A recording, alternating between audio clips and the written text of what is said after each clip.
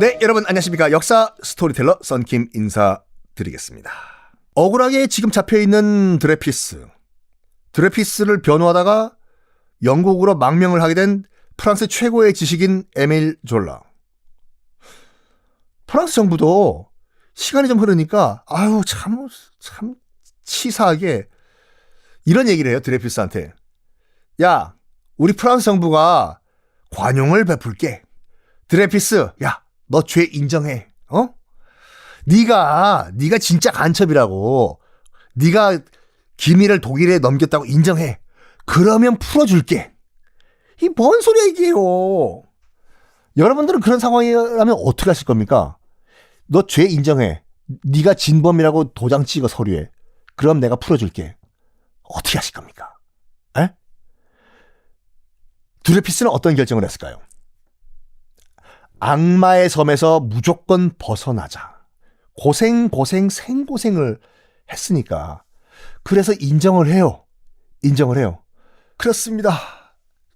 나 드레피스가 진짜로 간첩 행위를 했습니다. 국가에 반역을 했습니다.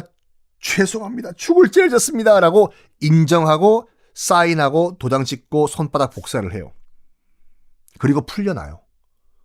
이 뭐야 이거요. 예? 그래서 다시 프랑스로 돌아와요. 드레피스가.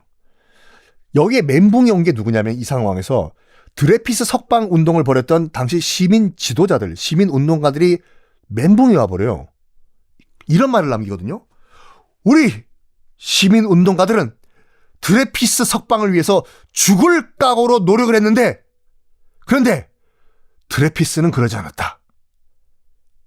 그만큼 배신감을 느꼈다 이거죠. 근데 이건 드레피스를 욕할 게 아니라니까요.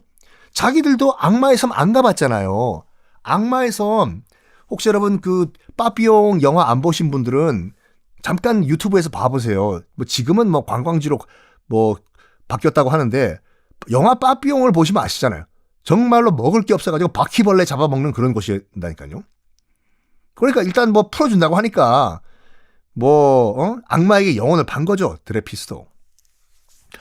시간이 흘러서 드레피스도 정말 마음이 넓어도 이렇게 넓은 사람이 없어요. 1906년 드디어 프랑스 군부도 사과를 합니다. 드디어 겨우 1894년에 벌어진 일, 나중에 1906년 가가지고 프랑스 군대가 미안하다고 얘기해요. 드레피스, 그때 미안했어. 우리 꼬냑이나 한 잔 먹으면서 없었던 걸로 해. 털털 털어버리자고. 미안하다고 해요. 그리고 드레피스는 다시 프랑스 군의 군인으로서 복귀를 합니다. 그리고 참 이렇게 성인 군자가 없는 게 1차 세계대전에 프랑스군 장교로 또 참전을 해요. 나는 한 번 프랑스군은 영원한 프랑스군이다. 비록 나는 혈통은 유대인이지만. 그래가지고 평생을 프랑스를 위해서 살다가 프랑스인으로 75세 천수를 누리다가 돌아가십니다. 그런데 말입니다. 에밀 졸라는 약간 의심스럽게 죽었어요. 1902년에 파리 자택에서 다시 영국에서 돌아왔어요. 에밀 졸라는 다시 돌아와가지고 파리 자택에서 의문에 죽긴 죽었는데 질식사로 죽었어요. 근데 기록을 보니까 스스로 목을 조른 게 아니라 누군가 제3자가 목을 졸랐다. 의문의 질식사로 에밀 졸라는 삶을 마감합니다. 어쨌든 이 드레피스 사건은 뭘 보여주냐면 당시에 얼마나 프랑스 사람들이 유대인들을 싫어했는지 단적으로 보여주고, 또 프랑스 사람들이 얼마나 도이칠란드, 이힐리베디히 독일을 얼마나 싫어했는지를 단적으로 보여주는 사건이 드레피스 사건이었죠. 근데 말입니다. 빰빰. 이거를 보면서 가장 큰 충격을 받은 사람은 누군지 아세요? 바로 유럽에 살고 있던 수많은 유대인들이었어요. 왜? 나라가 없어요. 지금 2000년 동안 나라가 없이 떠돌면서 살고 있던 사람들이에요. 유대인들이요.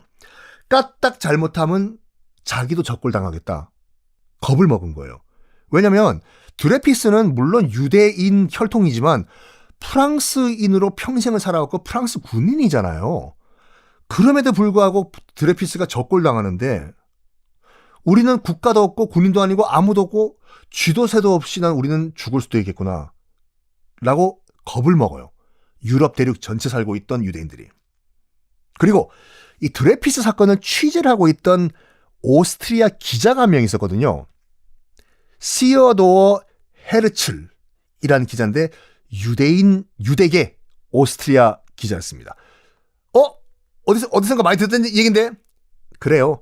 저기 팔레스타인 얘기하면서 이스라엘 건국편 할 때 이 얘기가 나왔잖아요. 잠깐. 맞아요. 그때 나왔던 그 시어도어 헤르츠 맞습니다. 이거 재판을 취재하던 유대계 오스트리아 기자 시어도어 헤르츠이 결심을 해요. 이게 우리 유대인들이 나라가 없어가지고 지금 이 꼴을 당하고 있기 때문이야. 우리가 나라를 만들어야 돼. 그래서 시어도어 헤르츠이 실제로 유대인의 나라를 건국하는 준비를 시작합니다. 맞아요. 이스라엘이 이것 때문에 건국됐어요. 그러니까 나비 효과가 어디까지 뻗칠지는 모른다니까요. 드레피스라는 한 그런 프랑스 유대계 군인 사건 때문에 이스라엘이라는 나라가 생겼다니까요. 자, 그리고 당시 분위기 때문에 어떤 일이 또 있었냐면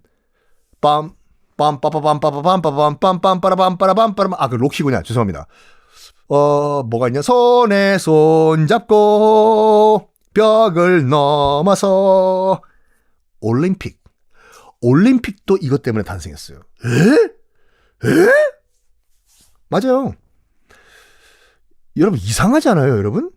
근대 올림픽은 누가 시작을 했습니까? 무슨 탱인데? 그래요, 쿠베르탱이잖아요. 쿠베르탱은 어느 나라 사람이에요? 탱탱탱? 탱자가라사대? 쿠베르탱은 프랑스 사람이에요. 에? 봐봐요. 근대 올림픽을 부활시키려면은 그리스인이 부활을 해야지 정상이겠죠. 근데 갑자기 느닷없이 프랑스인인 쿠베르탱이 근대 올림픽을 부활시켰다. 시기는 또 하필이면 1896년이에요. 드레피스 사건이 한참 진행 중이던 그때.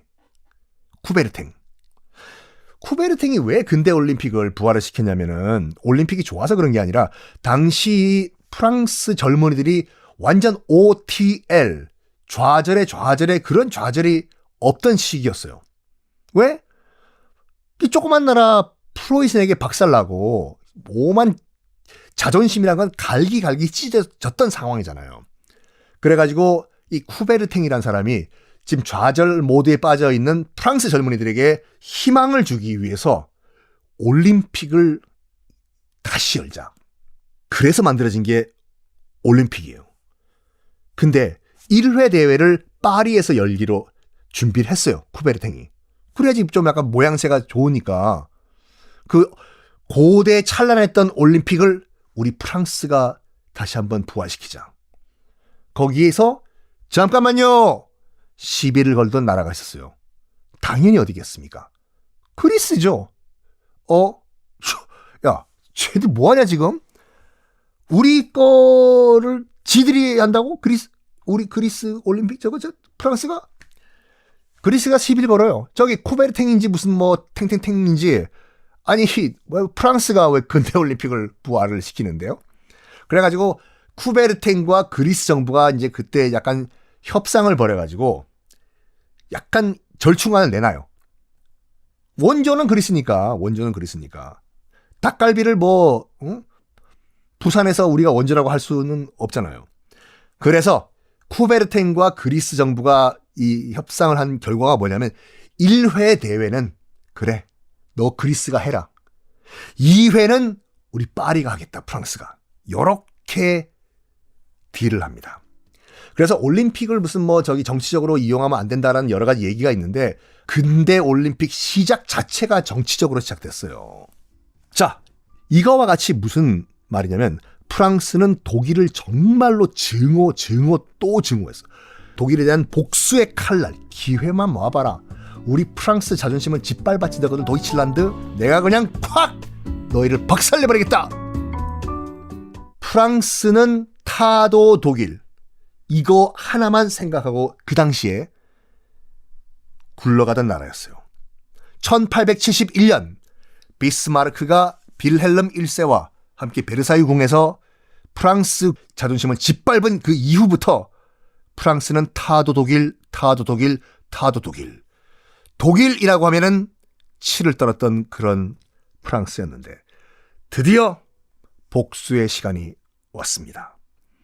바로 1914년 7월 1차 세계대전이 발발을 한 거예요. 돌고 돌아서 드디어 썬킴의 세계사 완전정복 2년 전 처음으로 돌아가는데 맞아요. 이런 배경으로 1차 대전이 발발했거든요. 그때 이제 1차 대전 제가 설명드릴 때는 독일 관점에서 설명을 드렸고 독일 관점에서 지금은 프랑스 관점에서 설명을 드렸는데 지금까지는 당시 구도가 영국, 프랑스, 러시아 대 독일, 오스트리아 이렇게 붙었다고 말씀드렸지 않습니까? 조금 더 구체적인 스토리가 궁금하신 분들은 이 컨텐츠 맨 앞에 가서 들으시면 돼요. 자, 1차 대전에 관련된 이야기는 뭐 1차 대전 컨텐츠가 앞에 충분히 있으니까 그거는 스킵을 하고 결과적으로는 어떻게 됐습니까?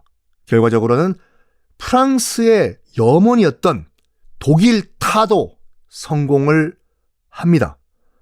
독일 박살나버리죠. 1차 대전. 패전도 그런 패전이 없었어요. 빌헬름 2세라는 황제는요. 황제는 도망을 가버립니다. 옆나라 네덜란드로 도망가버리고 그 이후에 독일은 하이퍼 인플레이션이라고 해야죠. 초고 물가 상승. 그러니까 독일 마르크화가 공식 용어로 휴지 조각이 돼가지고 그때 뭐 관련 사진이 있다고 말씀드렸지 않습니까? 마르크화 가지고 뭘 살 수가 없으니까 그걸로 그냥 꾹꾹 눌러서 벽돌 찍어가지고 그걸 집으로 만들고 그 당시 월급을요, 시급을 1급을 독일 노동자들이 하루에 2번, 3번 받았대요. 왜냐하면 아침에 받는 월급과 저녁에 받는 월급이 물가가 돈의 화폐 가치가 달라졌기 때문에 그 정도로 독일은 붕괴 직전까지 갑니다. 프랑스는 얼마나 통쾌했을까요? 독일이 그렇게 헬렐렐렐렐렐렐렐렐 하는 것을 보고 뭐 다른 얘기지만 독일 또 입장에서는 프랑스를 또 원수로 생각했겠죠. 너희들이 우리를 멸망시켜 다음에 봐라. 우리 독일이 그렇게 쉽게 물러서는 나라가 아니야. 지금은 우리 독일이 졌지만 다음번엔 꼭 너희 프랑스 파리를 함락시켜버리겠다 라고 생각한 인물이 아돌프 히틀러죠. 그래서 2차 대전 때는 또 반대로 독일이 프랑스를 박살내버리고 에펠탑 앞에서 히틀러는 기념사진을 또 찍습니다. 유럽사 참 재밌어요. 어떻게 보면요. 빌헬름 2세 그 독일을 패망시켰던 도망갔던 빌헬름 2세 이야기를 좀 잠깐 해드리면요. 밤기차 타고 네덜란드로 도망가 버리거든요. 그 자기 때문에 지금 거의 3천만 명이 가까운 지금 아까운 이 생명들이 다 목숨을 잃었는데 자기는 편하게 밤기차 타면서 도주하면서 기록에 따르면요. 나 앞으로 어떻게 살아야 되냐 고민하고 떠난 게 아니라 창밖을 바라보면서 우아하게 커피를 마시면서 어떻게 내가 다시 황제로 복귀하지? 이 계획을 세우고 튀었다고 해요. 빌헬름 2세는요. 네덜란드에 살면서 다시 황제가 될 수 있는 기회만 엿봤는데 참 악당일수록 오래 살아요. 착한 사람이 일찍 죽고 2차 대전 때도 빌헬름 2세는 살아있었어요. 그래서 어떤 계획까지 세우냐면 히틀러가 집권했지 않습니까? 집권하고 히틀러가 전쟁을 일으켰잖아요. 히틀러를 총리로 하고 자기가 또 황제가 되겠다. 이런 의사를 히틀러한테 타지는 거예요. 나 네덜란드에서 국제전화 왔는데요. 나 저기 빌헬름 2세인데 히틀러. 잘 지내셨습니까? 내가 황제할 테니까 네가 내 밑에 들어서 총리해. 말도 안 되는 얘기죠. 히틀러가 무시하니까 이제 빌헬름 2세 같은 경우에는 열받아가지고 히틀러한테 무슨 얘기를 하냐면 독일이 다시 황제가 다스리는 나라가 되기 전까지는 난 독일 안 들어간다 라고 선언을 해요. 그래가지고 무슨 황제가 또 생깁니까? 지금도 빌헬름 2세의 묘지는 네덜란드에 있습니다. 자, 이제 복수에 성공한 프랑스. 1919년 파리 강화회의라고, 강화회의는요, 강화도에서 일어나는 회의가 아니라 전쟁 끝날 때마다 강화회의 나오잖아요. 강화회의는요, 전쟁 끝난 다음에 진 놈이 이긴 놈한테 보상할 거 결정하는 게 강화회의예요. 1919년 파리 강화회의를 엽니다. 어디서 여냐? 베르사유 궁 거울의 방에서, 그 테이블에서 열어요. 복수에 똑같이 비스마르크가, 빌헬름 그 당시 1세죠. 독일어 쓰는 애들이 와가지고 우리 프랑스 땅에서 독일 통일을 선언했던 그 궁전, 그 방, 그 테이블에서 너희 독일 와서 패전했다고 사인해. 그것이 바로 베르사유 궁에서 체결이 된 1919년 파리 강화회의입니다. 자, 여러분, 프랑스 편은 여기서 마무리하도록 하겠습니다. 거의 4개월 동안 대장정을 달려왔습니다. 대장정 마무리를 오늘 여기서 할까 합니다. 왜냐하면 지금부터는 제가 말씀드렸던 1차 대전과 2차 대전 연결이 되거든요. 프랑스, 그 클로비스라는 왕이 프랑크 왕국을 세우고, 게르만족이죠. 쭉쭉쭉쭉쭉 뭐 루이 13세, 14세, 15세, 16세에 나오고 오늘날의 프랑스가 될 때까지 뭐 4개월 동안 최대한 여러분께 쉽게 설명을 드리기 위해서 저도 공부 많이 하고 많이 노력을 했는데 그래도 많이 부족한 점이 많았습니다. 여러분들 수고 많으셨고요. 다음 역사 투어는 어디로 갈까 궁금하시죠? 지금 또 다른 대장정을 제가 준비를 하고 있는데 그 전에 또 쉬어가는 쿠션 코너가 또 있어야 되겠죠. 여러분 약간 머리 좀 식히시라고. 그래가지고 오늘은 이 방송이 나갈 때도 그 긴장이 계속 될지 모르겠지만 제가 지금 이 방송을 녹음을 하는 이 시점만 하더라도 지금 난리가 났어요. 양안 관계라고 해가지고 중국과 대만과 중국 사이의 그 관계를 양안 관계라고 하거든요. 뭐 사상 처음으로 대만 상공을 지나서 중국이 탄도미사일까지 발사를 하면서 일촉즉발의 지금 위기가 이어지고 있다고 하는데 나중에 이건 또 따로 설명드릴게요. 타이완과 중국의 관계, 도대체 뭐 때문에 이 둘은 치고받고 싸우나 잠깐 그 배경을 설명을 해볼까 합니다. 타이완 같은 경우에는 지금도 국가의 공식 명칭이 중화민국이에요. Republic of China, 중화민국. 이 공식 국호고 청천백일기라고 해가지고 국기도 있어요. 당연히 국가도 있겠죠. 우리 애국가 같이. 그렇지만 국제사회에서는 쓰질 못해요. 왜? 중국의 압력 때문에.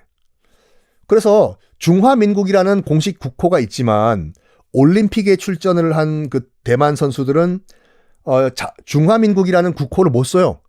뭐 올림픽 때 보시면 알겠지만 차이니스 타이페이라고 이 편말 들고 들어오거든요. 그리고 국기 같은 경우에도 이제 청천백일기라는 그 국민단기. 그게 이제 국기인데 그거 개양 못 해요. 금메달 따도. 뭐를 올리냐? 그 타이완 그 올림픽 조직위원회 그 깃발을 올려요. 국가 당연히 연주 못 하죠. 국가 연주를 못 하는 대신에 그 올림픽 메달송이라는 게 있어요. 참 웃기죠. 올림픽 메달 딸 때 부르는 메달송을 틀어요. 대만 선수들은 속으로 피눈물 날 겁니다. 그거 여러분 예전에 그 쯔위란 가수가 청천백일기라고 대만이 주장하는 자기 국기 흔들었다가 난리가 난 적이 있지 않습니까? 이게 뭐냐면 대만 측 입장이고 중국, 그러니까 중화인민공화국 대륙에 있는 그들의 입장에서 봤을 때는 중국은 총 23개의 성이 있어요. 산동성, 저장성, 절강성, 뭐 이렇게 성들, 광동성 이렇게. 대만도 그 성 중에 하나예요. 대만성. 물론 지금은 실질적으로 독립적으로 유지가 됐지만 명분상 자기네들의 그 법적으로 봤을 때는 그냥 성 중에 하나인데 독립을 하려고 할 때마다 너희들 독립해? 하나의 중국 원칙 몰라? 만약 너희들이 정말 독립을 하려고 추진하면 무력으로 점령한다 라고 지금 중국이 위협 아닌 위협을 하고 있고, 그 낸시 펠로시 미 하원 의장이 대만 요번에 갔잖아요. 거기에 지금 중국이 격분한 게 뭐냐면, 아니 미국 지금 파워 랭킹 3위가 1위는 대통령, 2위는 부통령, 3위는 하원 의장인데 하원 의장이 지금 대만으로 갔다? 그럼 미국도 지금 대만을 독립국가로 인정하는 거냐? 여기에 중국 격분한 거예요. 그러면 대만은 도대체 어떤 역사적 배경이 있었길래 지금 이렇게 독내북이 됐냐? 자, 봅시다. 대만은 원래부터 사람 살았어요. 원래부터 사람 살았고, 원주민은 말레이 계통이에요. 간단하게 말해서 이제 폴리네시안. 그러니까 뭐 우리가 알고 있는 보르네오 섬 이쪽 계통 원주민들인데, 한족이 언제부터 내려왔냐? 그러니까 지금은 중국 민족이죠. 한족이 언제부터 내려왔냐는 1661년부터 공식적으로 내려왔다는 것이 일단 공식 기록이에요. 왜? 물론 그 이전에는 타이완이 네덜란드 식민지였다가 스페인 식민지였다가 여러 유럽 국가들의 식민지가 된 상태였어요. 근데 한족이 들어온 거는 언제냐면 명나라가 멸망하면서부터예요. 명나라가 1644년에 망하거든요. 1644년. 왜 망했냐? 임진왜란 때문에 망했어요. 임진왜란 때 자기들도 너무 출연이 컸던 거예요. 그리고 임진왜란 때 조선에 원군을 보내줬던 그 말역제라는 명나라 황제가 있었거든요. 무려 30년 동안 국정을 안 돌본 게 아니라 파업을 했어요. 파업. 황제가 황제 일을 안 했다니까요. 30년 동안. 그래서 명나라 조중에서 황제 얼굴을 기억하는 사람도 없었던 상황이에요. 30년 동안 안 나오니까. 그래서 중국 5천년 역사 가운데서 유일하게 사형 집행이 없었던 평화로운 시기가 요 30년 동안이었다니까요. 우리도 그렇지만 중국도 황제가 사인을 해야지 사형 집행이 가능한 나라거든요. 황제가 사인을 안 하니까 사형수들이 대기하고 있다가 늙어 죽고 그냥 석방되고, 아이러니하게도 평화의 시대. 나라를 안 다스리니까 나라가 안 망할 수가 있냐. 그래가지고 1644년에 만리장성 이북에 있던 여진족, 그러니까 나중에 만주족이 되는 여진족이 나중에 청나라를 세우죠. 이 여진족이 만리장성을 치고 내려와서 자금성을 접수하면서 대륙은 여진족 세상이 됩니다. 그리고 청나라가, 물론 청나라는 그 이전에 세워졌지만 대륙은 청나라의 세상이 돼요. 즉 만주족의 통치가 시작됩니다. 그러면 여러분들이 한족이라고 하면 만주족님 어서 오십시오. 앞으로 열심히 하겠습니다. 이렇게 할까요? 아니죠. 당연히 타도 청나라, 만주족은 너가 만주로 돌아가라 이라는 저항운동이 있었겠지요. 그 저항운동을 가장 강력하게 했던 사람 중에 한 명이 누구였냐면 정성공이라는 인물이 있었어요. 성이 정씨고 이름은 성공이에요. 아버지가 지금 중국 남부지방, 홍콩, 복건성 남부지방, 대만 요쪽에 가장 강력한 해적 출신이었어요. 해적. 한족이에요, 한족. 이 정성공이 우리 한족이 만주족의 지배를 받을 수 없다! 만주족 타도하자! 하면서 자기 아버지가 해적이다 보니까 해상을 다 장악을 해버린 거예요. 정성공이. 해상에서 상륙해서 청나라 공격하고 괴롭히고, 너희 만주족 한 방 먹어라! 얏! 아! 한 방 먹어라! 아! 아! 이런 식으로 정성공이 해변에서 바닷가에서 계속 청나라를 공격하면서 괴롭히니까 청나라 정부는 뭘 선언했냐면 해안가에 살고 있는 모든 한족들 내륙적으로 20km 후퇴. 비워라. 즉 무슨 말이냐면 해변가에 있으면서 정성공과 교류하지 말라. 자, 해안가에 있는 우리 한족들에게 명령합니다. 마이크 테스트. 자, 지금부터 해안가로부터 내륙으로 20km 안쪽으로 이동합니다. 중국 모든 해안가에서 시작. 다 20km 뒤로 물러가요. 나라의 말씀이니까 우리 무슨 소리 하지? 천하의 정성공도 지금 해안가에 지금 개미 한 마리가 없잖아요. 중국 전체에. 식량을 얻을 방법이 없는 거예요, 이게요. 싸울 수가 없는 거죠. 뭐야? 우리가 먹을 걸 좀 구해와야 되는데 바닷가에 사람이 없다고? 예. 20km 다 뒤로 물러갔습니다. 엄격하게 실시했어요. 그때요. 청나라가. 20km 안. 그러니까 해안가 쪽으로 조금이라도 가면 바로 즉각 사형이었어요. 그때요. 천하의 정성공도 식량이 떨어지니까 할 수가 없어서 뭘 하냐면 안 되겠다. 일보 후퇴. 작전상 후퇴다. 어디로 갈까 하다가 남쪽에 있는 큰 섬 타이완으로 들어갑니다. 이게 1661년의 일이었거든요. 정성공의 대규모 함대가 대륙을 잠깐 포기하고 타이완으로 들어가요. 지금도 대만에서는 정성공을 대만의 아버지라고 부르고 대만 곳곳에 정성공의 동상이 있고 정성공을 모시는 사당들이 있어요. 자, 정성공이 이제 대만을 접수를 했어요. 근데 오래 가냐? 아니요. 바로 20년 후에. 그러니까 정씨 왕조를 만들어요. 대만에서요. 근데 바로 20년 후에 힘을 모은 청나라가 쳐들어 들어와가지고 정성공의 후손들을 다 싸그리 다 없애버리고 점령을 해요. 그때부터는 타이완이 청나라의 식민지가 됩니다. 앞으로 200년 동안. 일단 쭉 지내오다가 청나라 식민지로 1894년 청일전쟁. 청나라가 박살나버려요. 일본이 이겼죠. 청나라가 뭔가 토해내야 될 거 아니에요. 졌으니까. 첫 번째가 뭐냐면 조선 독립.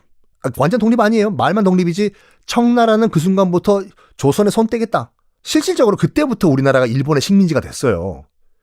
우리 중국은 앞으로 조선에 신경 끄겠으니까 일본은 알아서 하시라. 그러니까 1번 협상 내용이요. 두 번째가 뭐였냐면 타이완을 청나라 땅인 타이완을 일본에게 넘긴다 했어요. 식민지로 아예 통째로. 그래서 1894년부터 타이완은 일본 식민지가 됩니다. 이거 못 느끼셨어요, 여러분? 예전에 타이페이 시내 가면은 여기가 대만인지 일본 오사카 시내 한복판인지 모를 정도로 굉장히 일본풍이 지네요. 돌아다니는 관광버스 이름도 사쿠라 버스예요. 그리고 일본어도 우리가 일본어를 막 뭐 공식 석상이든지 어디서 쓰면 막 쳐다보지 않습니까? 아줌마 중국집에서 여기 담아내기 좀 주세요. 아 지금 짜장면 먹어야 되는데 왜 와레바시가 없어요? 담아내기는 양파, 와레바시는 나무젓가락. 요즘은 그거 안 쓰더라고. 엄마 저기 손톱깎이 스매끼리 좀 주세요. 스매끼리는 손톱깎이. 하여간 뭐 요즘도 알게 모르게 쓰는 뭐 일본어 많잖아요. 구라하고 있네. 야 차에 기스 났다. 다 일본어잖아요. 땡땡이요. 다 일본어. 그것은 뭐라고 하는데 대만에서는 당당하게 쓰거든요.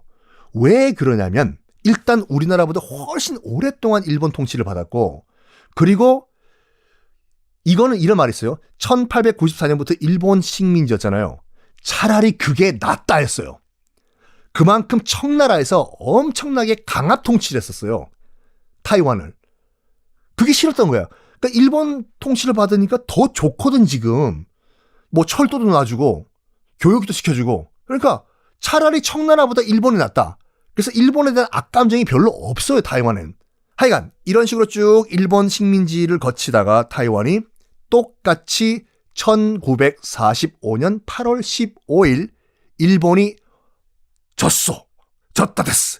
핵폭탄, 원자폭탄 2방 맞고 무조건 항복을 했죠. 우리나라도 광복을 하고 타이완도 독립을 해요. 누가 들어오냐면 당시에 타이완으로 국민당 군대가 들어와요. 왜냐면 당시 중국에 물론 모택동의 공산당과 장개석의 국민당이 서로 치고받고 싸웠지만 대륙 내에서 그래도 중국의 공식적인 유일한 합법 정부는 국민당 정부였거든요. 그러니까 일본군이 물러나니까 국민당 군대가 들어온 거예요. 타이완에. 그때부터 어마무시한 갈등이 시작됩니다. 무슨 갈등이냐면 원래 있던 대만 원주민과 지금 막 들어오는 국민당 군과 들어오는 본토인들 갈등. 원래 있던 그 타이완 원주민을 내성인이라고 불러요. 지금도 그렇게 불러요. 안쪽에 있는 성 안쪽에 있는 사람 내성인. 지금 국민당 군과 본토에서 대륙에서 넘어오는 사람을 외성인이라고 지금도 불러요. 외성인이요. 외성인들이 내성인을 엄청나게 무시하고 탄압하고 못 살게 굴어요. 왜 그럴 수가 있냐? 이쪽은 군대랑 같이 들어오거든. 군대랑 국민당 군이랑요. 그 갈등이 폭발을 해버리는데 언제 폭발하냐면 1947년 2월 28일 날 드디어 폭발을 해요. 타이완에서. 그 전날 1947년 2월 27일에 어떤 일이 있었냐면은 그러니까 내성인, 그러니까 원주민 할머니가 그 당시 담배는 국민당에서만 팔 수 있는 전매품이었거든요. 근데 그 내성인 출신 할매가 몰래 이 담배를 팔다가 딱 국민당 그 자경단한테 걸린 거예요. 그래가지고 자경단이 이 할머니가 뭐 하는 거야 지금? 아? 담배는 우리밖에 못 파는 거 몰라? 개머리판으로 할머니 머리를 친 거야. 팍! 팍! 팍! 할머니는 피가 철철 흘렀겠죠. 그걸 보고 있던 대만 내성인들이 격분한 거예요. 이봐! 너 지금 할머니를 지금 패는 거야 지금? 그 자리에서 너희들 지금 우리 국민당군한테 덤비는 거야 지금? 탕탕탕탕탕! 항의를 하던 내성인들을 총으로 쏴 죽였네? 이 소문이 타이완 전체에 퍼진 거예요. 들고 일어나자. 그래서 그 다음 날인 1947년 2월 28일 날 국민당은 물러가라! 라는 전국적인 항의 시위가 벌어지는데 국민당군은 이 시위대를 기관총으로 갈기면서 진압을 해요. 공식적으로만 3만 명이 죽었어요. 기관총을 맞고. 이것이 지금도 타이완의 정말 이 아픈 과거인 228 민주화 운동이라고 하거든요. 228 민주화 운동. 우리로 치면은 5.18 민주화 운동과 제주 4.3 항거 이걸 합친 거인데 국민당이 그 서슬퍼런 통치를 할 동안에는요. 거의 한 몇십 년 동안 쉬쉬쉬 228 사건은 얘기도 못 끝냈어요. 타이완에서. 그래서 지금도 예전도 그렇고 너는 228에 대해서 어떻게 생각하냐 이걸 물어보면 이 사람의 정치적 성향을 판단하는 기준이 됐다니까요. 타이완에서. 그거 나쁜 놈도 폭도야. 그럼 국민당 편이고 어떻게 우리를 죽일 수가 있어? 그럼 대만 원주민들이고 이런 식으로. 자, 이런 가운데 1949년 대륙의 주인이 바뀝니다. 국민당군과 공산당군이 싸웠는데 결국에는 공산당이 승리를 거둬요. 그래서 모택동이 국민당이 점령하고 있던 베이징을 접수한 다음에 베이징 천안문 광장에 올라가서 모택동이 선언을 합니다. 그게 1949년 10월 1일인데요. 오늘부로 대륙에는 중화인민공화국이 성립됐음을 선포합니다. 그래가지고 지금도 중국은 10월 1일이 국경절이라고 해서 최대 명절이거든요. 그러면 베이징을 뺏긴 장개석과 국민당은 도망을 가야 될 거 아니에요. 그래서 일단 타이완으로 가서 일보 후퇴, 거기서 대륙 탈환 준비를 하자. 그래서 배를 타고 타이완으로 들어갑니다. 근데 그 과정에서 절대 뺏기지 말아야 할 한 섬이 등장을 해요. 금문도라는 섬이에요. 자, 잠시 여러분 방송 끊으시고 지도를 한번 펼쳐보실까요? 샥. 금문도라는 섬이 어디냐면 타이완에 있는 섬이 아니라 대륙에 붙어 있는 섬이에요. 그 중국 남부 보면은 복건성이 있죠.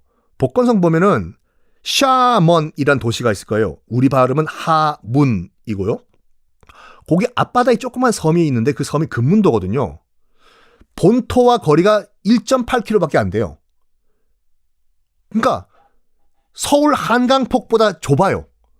그래서 금문도에서 야 썬킴 바보 그러면 대륙에서 들릴 정도로 가까워요. 근데 그 땅이 국민당 대만 땅이 된 거예요. 타이완 땅이요. 그거 꼭 지키라고. 장개석은 명령을 내려. 사수하라. 금문도로 사수하라.